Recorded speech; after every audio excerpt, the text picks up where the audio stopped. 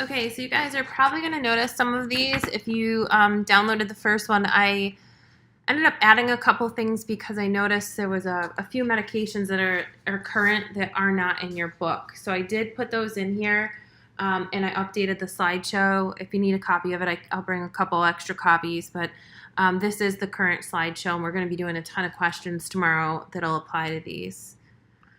So this is just a YouTube link. If you're looking at reviewing the pathophysiology, there's a few different links that I put in here that hopefully will help you kind of get the patho down. I'm not going to spend a lot of time on the pathophysiology. I'll talk a little bit about some of it. But again, this is a really good YouTube channel that has some stuff. These are also more. I pulled 3 of the best ones that I could find, one on coronary artery disease, one on atherosclerosis, and one on MI. So you'll see a lot of times in here, I'll pull YouTube videos in.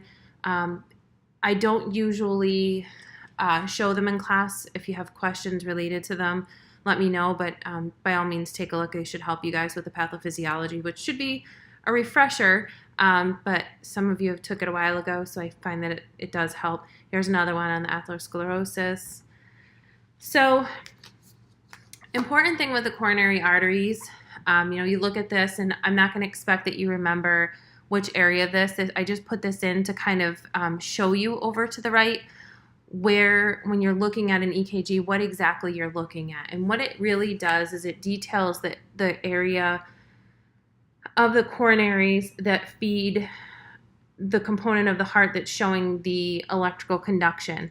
So you can kind of tell, like if somebody says, oh, here's the EKG, this is what the doctors or the practitioners are looking at. They can tell by looking at here what area of the heart is affected based upon the changes in the electrical conduction that are happening. So if I see something happening in like V2, I know that it's somewhere within the left anterior descending artery. It's the anterior side of the heart. If I'm looking at the V5, I know it's a circumflex. So this is just kind of give you an understanding of how how this makes sense. So I really put it on here for you to understand where the coronaries are, but also to see when you're looking at an EKG that this is why or how the practitioner will understand where in the heart is affected, and they can kind of correlate the clinical findings with the cardiac rhythm. So you have your right coronary artery, also called the RCA. It supplies the blood to the right ventricle, right coronary right ventricle, and the right atrium. So that's where obviously your SA node and your AV nodes are, which regulate your heart rhythm. So the right coronary artery also then divides into smaller branches, which include the right posterior descending artery and the acute marginal artery. This is where a lot of times you'll see where they'll call it an inferior wall MI. It's kind of lower area. It feeds the upper portion of the electrical system. So if you have somebody who has damage or has a right coronary artery blockage or myocardial infarction that occurs in this area, you tend to see an issue with the SA node and the AV node, which we'll talk a little bit more about on Thursday with this group. But what you find is if it feeds that area and the defect occurs around the right atrium, again, that's where your SA node is, and it goes to your AV node. So if there is damage in that area, sometimes you'll see conduction abnormalities with the P wave, which correlates with your SA node. And you can also see a slowed rhythm. So that would be one of the things that you would look at. Your left main artery, so your LMCA, it's the left main coronary artery that supplies the blood to the left side of the heart muscle, the left ventricle, and the left atrium.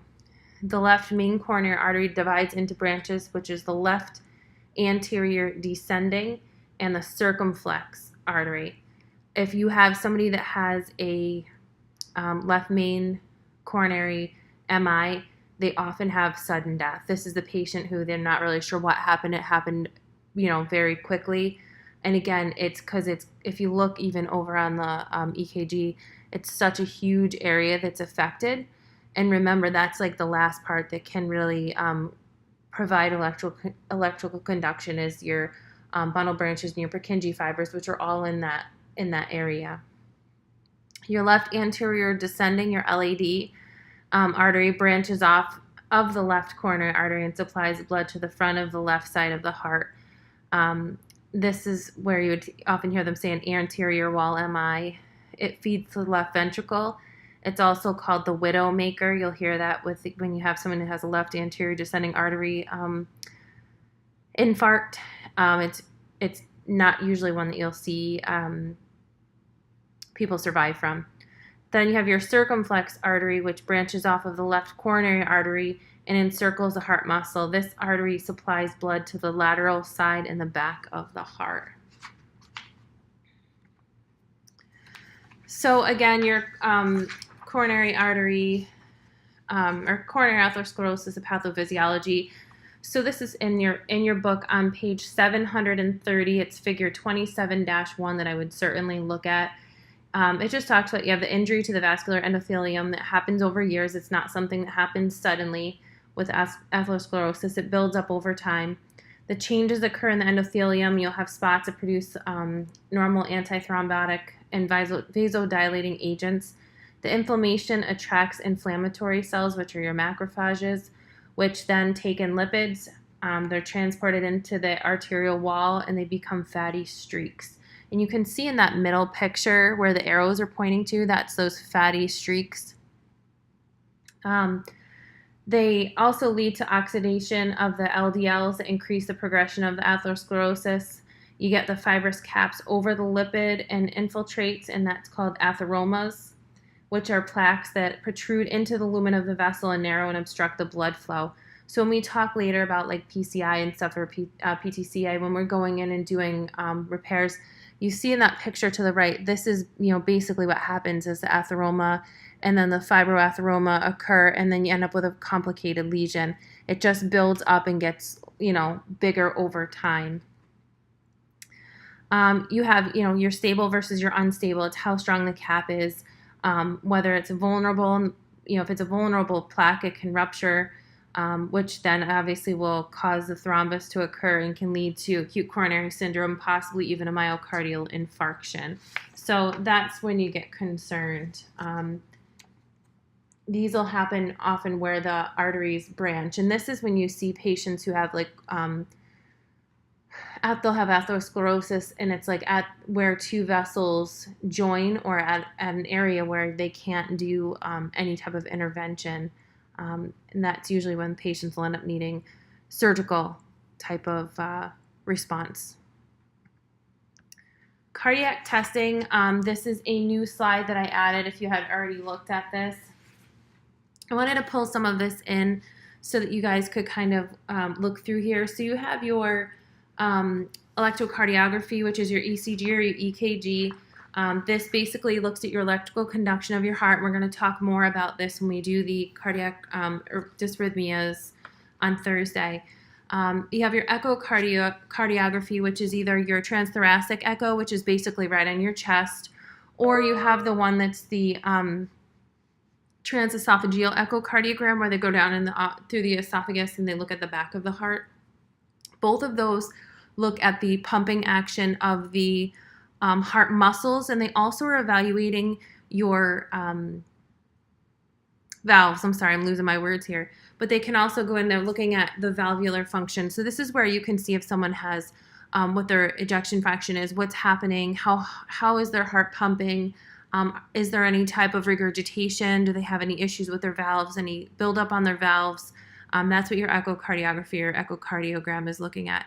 Your cardiac stress testing, there's a couple different types of stress tests. You have your exercise stress test. So again, with this, the exercise one, the exercise is going to obviously place stress on the cardiopulmonary system. And you can have you'll have a physiological response to exercise that will increase your heart rate and your blood pressure.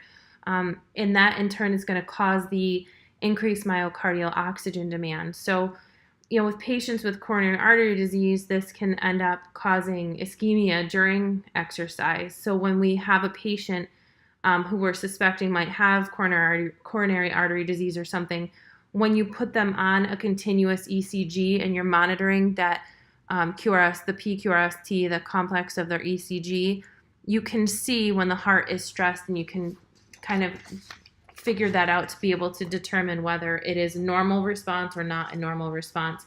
So really looking, and we'll talk again more on Thursday about it, is at the ST segment to see what's happening, if there's a depression or anything with that. The other type of test that you'll see, and it is on, trying to see what page to send you to. I had it open and I just closed it. It is on page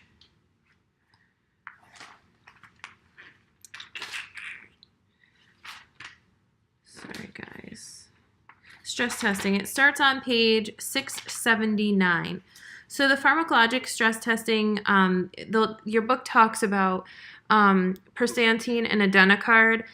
We're seeing a change now where you're seeing a lot more of the persantine and less of the adenosine. But basically the purpose of it is they're going to give vasodilating agents.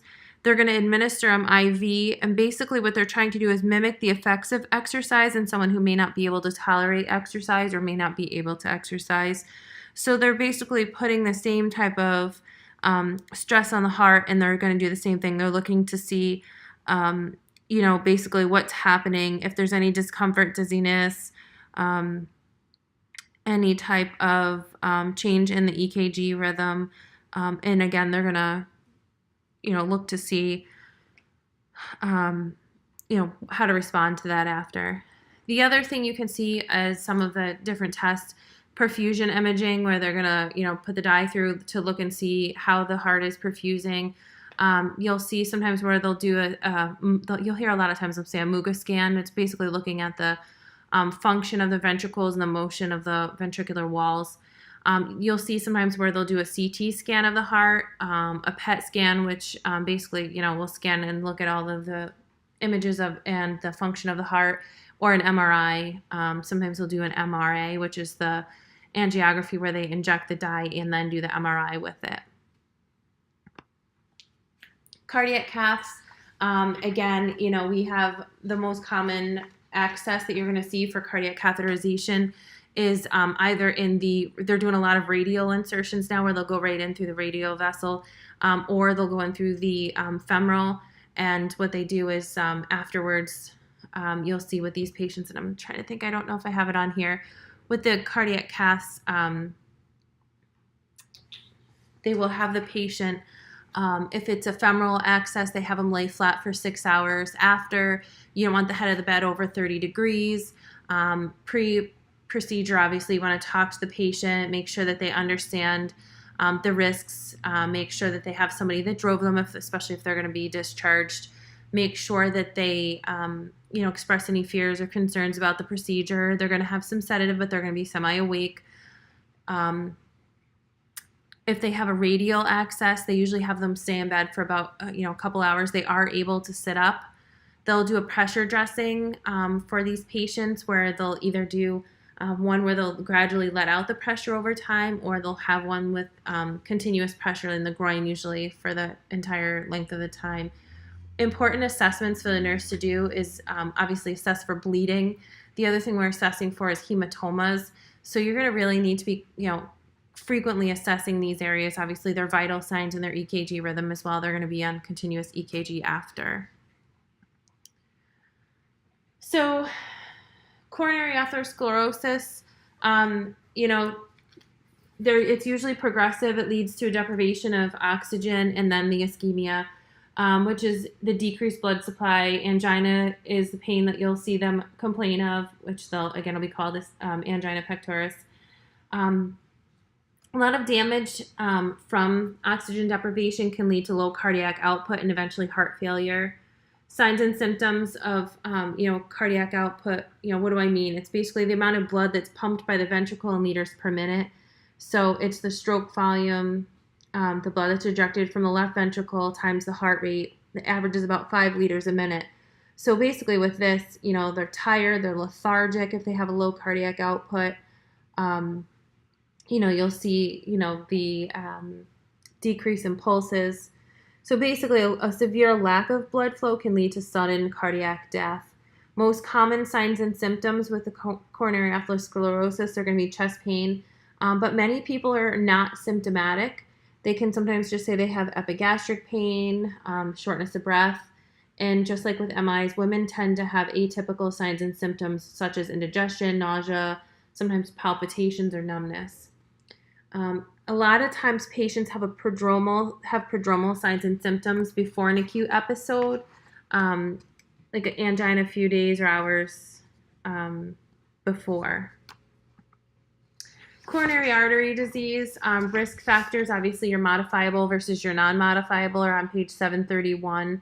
It's your hyperlipidemia, so your cholesterol plays a big part of this. You want your LDL to be less than 100, your total cholesterol to be less than 200, and your HDL to be greater than 40. Triglycerides, you want less than 150. Table 27-1 on page 734 has all of these in it with your levels. You want to increase your physical activity to 150 minutes a week with moderate intensity or 75 minutes of vigorous. You don't want them to exercise to the point where they can't talk. Avoid heat and humidity and loose clothing. Layer for cold weather. Other risk factors on 734 and 735, it talks about tobacco and cigarette smoking. It talks about medications that can affect them, hypertension, diabetes, metabolic syndrome, which is on 732. Obviously coronary artery disease is a huge risk factor in patients with diabetes as well. Obesity, physical inactivity. Non-modifiable risk factors are your family history of coronary artery disease. First degree relative at least 55 years of age or younger for men and 65 years or younger for women. Increasing age, gender, race, higher significance in African Americans than Caucasians is found with coronary artery disease. Medications, big thing for these patients, and you guys just all went through it, is the smoking cessation stuff. I'm not going to go through all of the NRTs because you just went through them all, but there is a chart here, and it is mentioned in your book. So really, smoking cessation is a huge, huge thing. You want to make sure that we talk to them about it.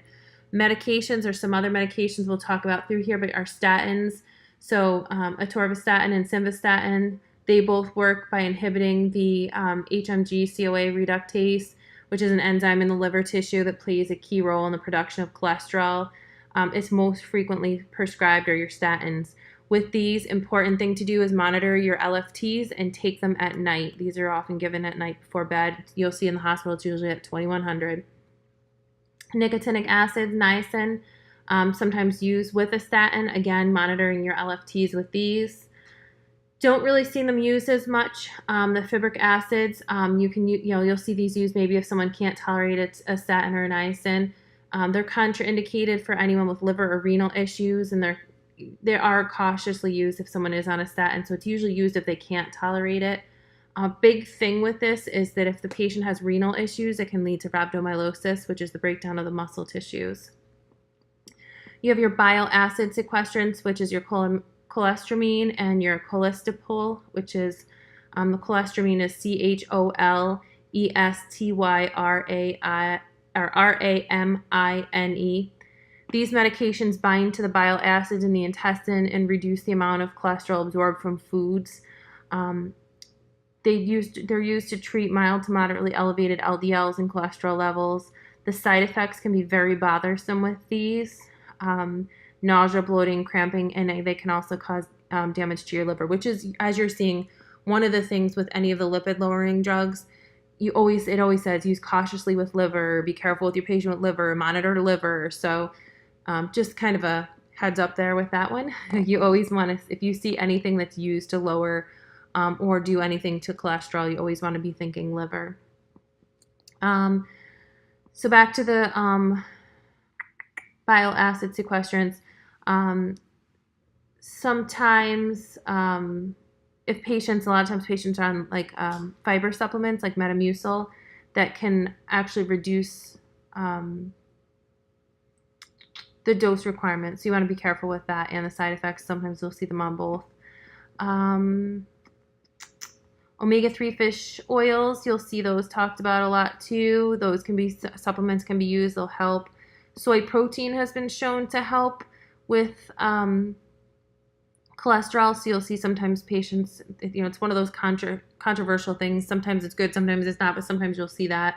And garlic has actually been shown to help reduce cholesterol. So angina pectoris. Basically with angina, it's the increased demand for oxygen by the myocardium. It will normally lead to an increased flow through the coronaries. If this is happening because of a blockage, the flow doesn't increase and oxygen demands are not met, which leads to the ischemia and pain. The factors associated with angina, it's all on page 736, but it's a physical exertion. Sometimes it's exposure to cold that will cause a vasoconstriction, eating a heavy meal, stress, or emotion-provoking situations that cause a catecholamine release. These are the patients, and the MIs, where they come in. They have chest pain. It's seems to be very frequent on Thanksgiving night or Christmas. It's after a big family meal. A lot of times you'll see this. They go out to shovel snow or do some kind of exertional activity, and they end up with either angina or an MI. So again, it's physical exertion, exposure to cold because of the vasoconstriction, eating a heavy meal, stress or emotion. Types of angina. Take a look at page 27-2.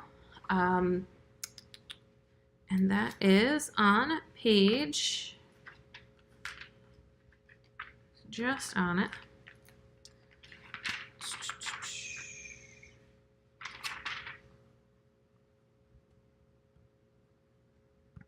All right, sorry guys. So 27-2 is on page 736 in Brunner.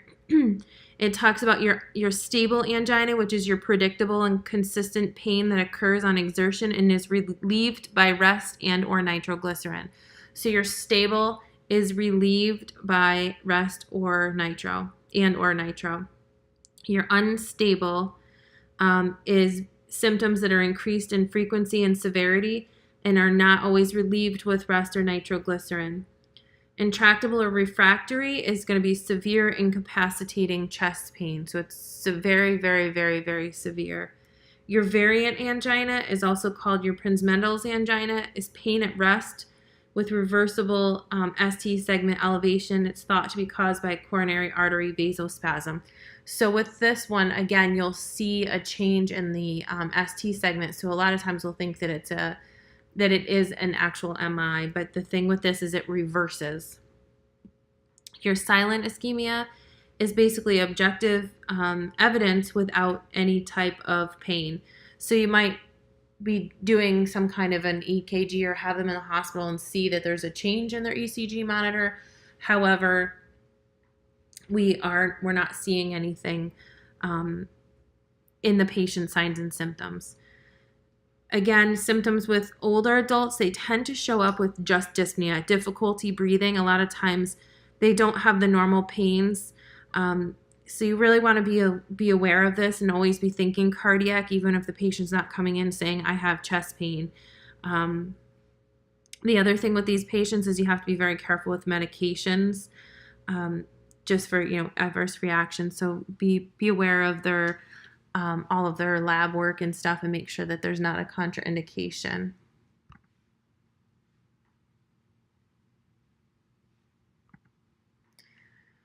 All right, diagnostic testing we kind of touched on a little bit, but obviously we'll do the EKG. They'll do an exercise stress test to look and see how the heart responds to exercise. They'll have the ECG on during it. It's usually done in the office or in a medical center. Again, we said they can sometimes do the pharmacologic one where they'll give them the medication instead of the exercise. Labs will be looking a lot of times for the C-reactive protein. The liver produces a C-reactive protein in response to tissue injury. A high CRP is indicative of cardiac tissue damage, so it can be a screening tool for cardiac disease. The normal CRP is less than 1. High risk for coronary artery disease or angina is going to be a lab level greater than 3. Homocysteine is another one that we look at. It can be linked to an increase for risk for cardiac events, so it's a predictor for coronary artery disease, stroke, or embolism, even if someone has normal lipids. So it's something that we're seeing being ordered more frequently, the homocysteine levels. Recommended if someone has a family history of cardiac disease. High risk is if it's greater than 15. Cardiac enzymes, we're going to talk more about these, but they're on page 743, figure 27-7, your troponin, your CK, and your myoglobin. Other tests, your cardiac catheterization, you can sometimes have the angiogram. We'll talk about this more later. It's done by injecting a dye or contrast through the catheter and looking at the circulation within the heart. Medical management, medications. So I added some that are not in your book, and I'll talk about those in a second. But for here, page 737 to 739 is going to have all the drugs that you're going to be looking at, your nitrates, your beta blockers, your calcium channel blockers, your antiplatelet medications, your anticoagulants. With those, you have your low molecular weight heparins, your thrombin inhibitors, and your factor 10A inhibitors, which if you look here, these are all new. These are not in your book, and you've probably seen a lot of these given. They're pretty new anticoagulants that we're seeing used frequently. We'll talk a little bit more about those in class. I would recommend bringing your textbook or a drug guide with you to class. We're going to go through a lot of these medications. I have tons of NCLEX questions, so we'll kind of get through and talk about the important things. In addition to these medications, oxygen is also used. And a very, very, very important thing is to make sure when you're using nitrates or you have a patient that could be using nitrates to make sure that they are not on Evanafil, Sildenafil, which is Viagra, or Vardenafil, which is the Levitra. All of the drugs for erectile dysfunction, they should not take them within 24 hours.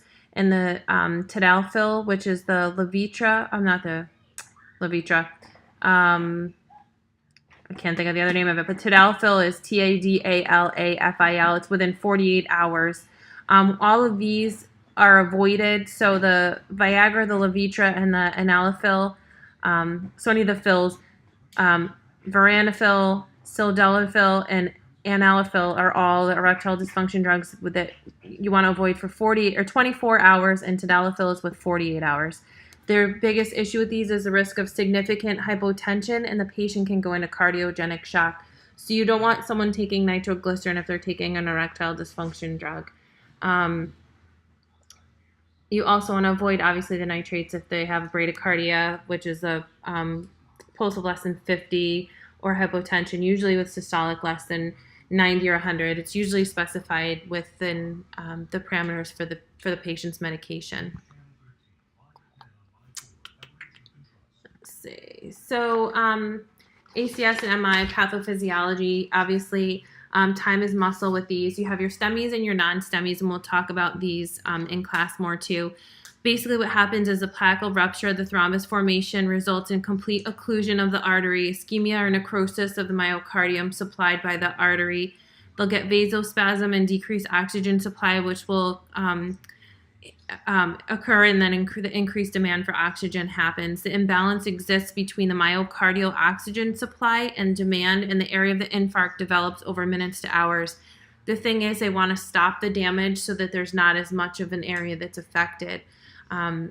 You want to save as much muscle. That's why I say time is muscle. The faster you respond, the less damage there is to the muscle and area surrounding.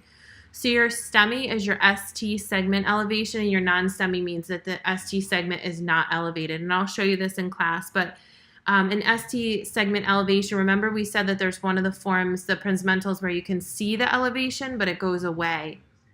With this, with a STEMI, you'll see the elevation. It doesn't go away. And the reason that, and the way that we know that it is a myocardial infarction is that they're also going to have elevated cardiac enzymes. Specifically, your troponin level will be up pretty quickly. Usually within like 2 to 4 hours, you'll see that start to elevate.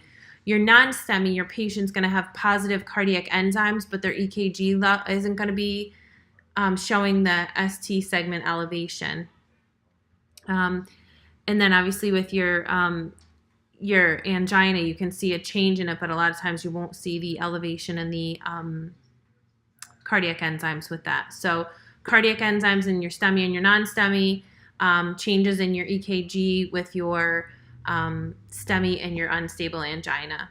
Location, obviously, we said with the EKG, you can see our ECG continuous monitoring. You're going to see where the area is based on where the abnormality happens in the ECG rhythm. So I'm not expecting you to memorize that.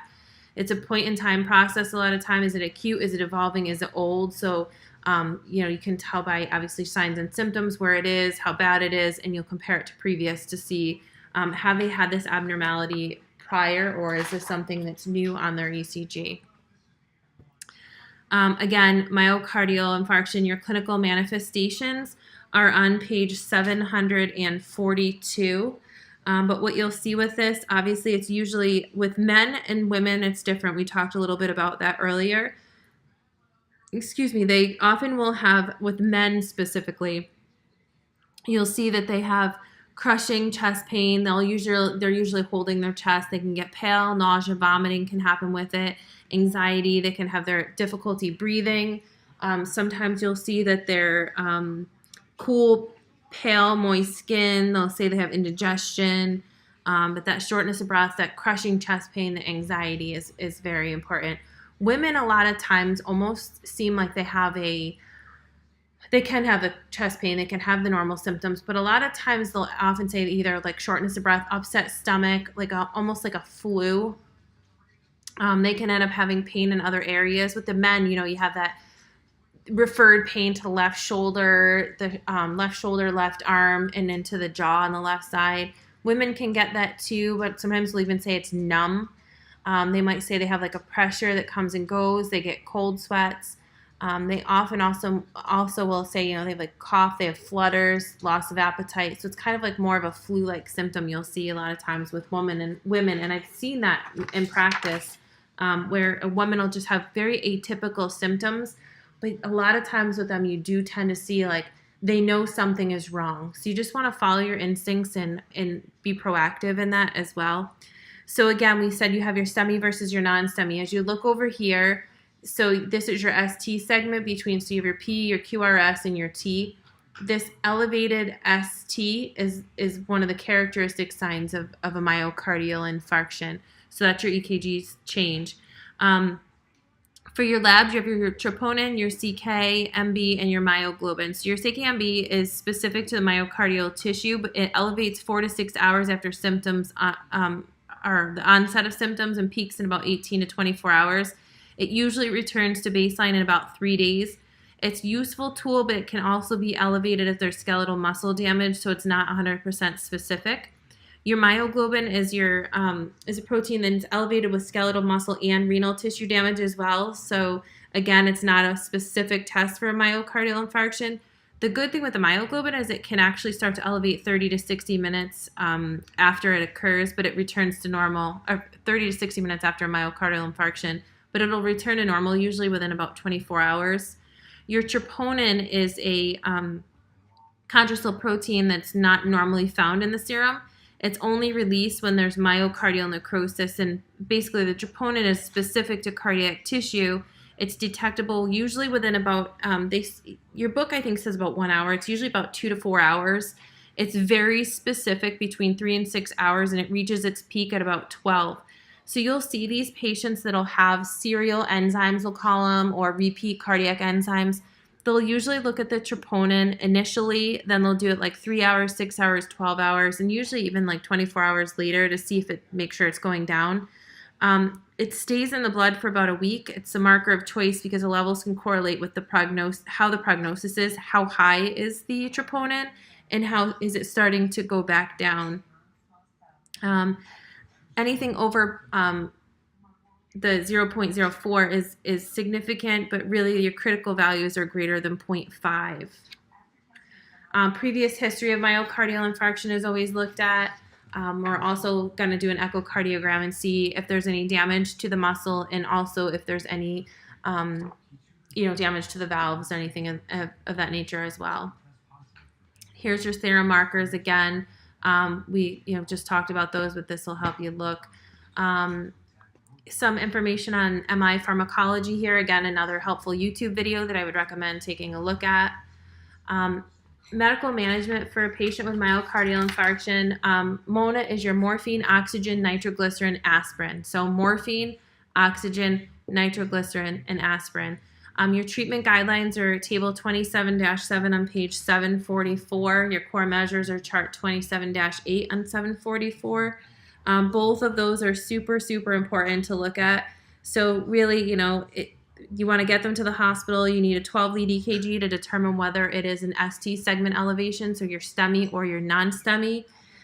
Blood specimens for your biomarkers. So you're going to obviously be, doing usually a CBC, a CMP, but the more important thing is that you draw your cardiac enzymes, which is your troponin that they're going to be looking at. You want to get your diagnostics. You're going to begin, with oxygen. Get the oxygen, give them the nitroglycerin, morphine, aspirin. They'll usually give them a beta blocker as well, and an ACE inhibitor within 24 hours. If they can't tolerate an ACE inhibitor, sometimes they'll put them on an angiotensin receptor blocker, and then anticoagulation with heparin, and then they'll get the platelet inhibitors going and get your, titrate those to get them on something else to get the INR up if they're going to be coming off the heparin. So they'll keep on the heparin until they get the INR up. If they're doing Coumadin or if they're doing Orextra, whatever they're doing, they're going to monitor that. It talks about the IV heparin, the low molecular weight heparins, and again, now you're going to see those factor 10As used as well. You'll often see them on like a Plavix, and then they'll be on bed rest usually for 12 to 24 hours just to kind of watch them and make sure that how they're doing after. It talks about your core measures. Obviously, the aspirin they have to make sure they give the aspirin right away. They're going to prescribe it when they're discharged. Their ACEs or the ARBs, we talked about if they can't tolerate an ACE inhibitor, sometimes they'll put them on an ARB. Smoking cessation has to be done. Beta blockers are given at discharge, but they're given in the hospital as well. They need to get a thrombolytic therapy within 30 minutes of hospital arrival. PCI within 90 minutes, and then a statin also needs to be prescribed at discharge. Your thrombolytic therapy, so your book talks about your alteplase and your retaplase. Again, they're used to dissolve the clots, allowing the blood to start flowing again in the area. The thing that you have to be really careful of that is patients who are at risk for bleeding. If they have a history of bleeding, a bleeding disorder, recent surgeries, you want to be really, really, really careful and make sure that they fit within the parameters of receiving that. Invasive coronary artery procedures, we'll talk a little bit more about this in class, but you have your percutaneous transluminal coronary angioplasty. So they're going to go in and basically try to, it's like your Roto-Rooter. They're going in to basically decrease the plaque and get the plaque out. And then sometimes they'll also place a stent while they're in there to keep the coronaries open. This is all on page 750 and 751. Again, they'll go in things with this at your risk. They go in with the balloon, pump that up to try to push the plaque back, or they will put in the stent, or they'll use a balloon to put, to basically inflate it, get the stent in there, and then they'll deflate and pull the balloon back out.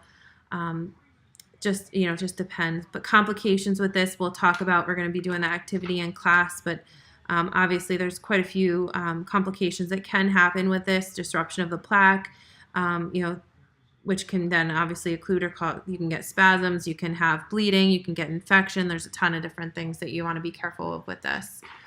Coronary revascularization, we're going to touch on this a little bit. It's on page 752, 753, and 754. We actually are going to be going through this again in discussion this week as well, so this should be kind of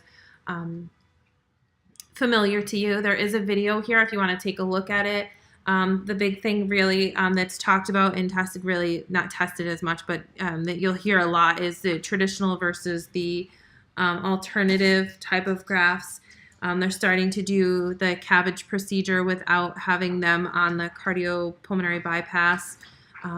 So kind of looking at what they need, and it's the on-pump rate, patency rate is higher and mortality may be lower. So, but with the newer ones, they tend to be less invasive and easier to do. So, you just kind of have to look at all of that. Complications that can occur with this is obviously your dysrhythmias. They can have myocardial infarction.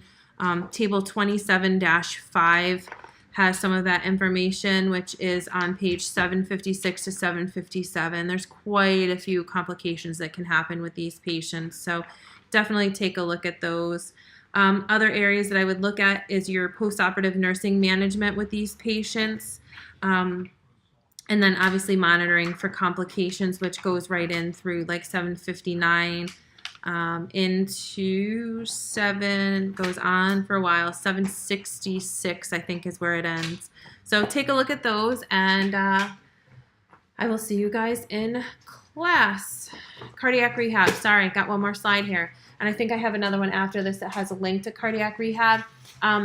Basically, the thing that's important to remember is that cardiac rehabilitation begins as soon as they're diagnosed with any type of cardiac issue, whether it's atherosclerosis, acute coronary syndrome, whether it's coronary artery disease, an MI, whatever it is. As soon as they're diagnosed, you want to start cardiac rehabilitation. This is, excuse me, that thing where we say we want to make sure they're on the right meds going home, make sure they're smoking cessation, some nutrition, get everyone on board. It begins, phase 2 will start when they're after they're discharged home. Patients who need cardiac rehabilitation places will come 3 times a week for up to 4 to 6 months. It just depends on what they need. This is where their ongoing effectiveness. Have they continued to quit smoking? Do we need to do other interventions? Maybe what we prescribed for them for smoking cessation isn't working.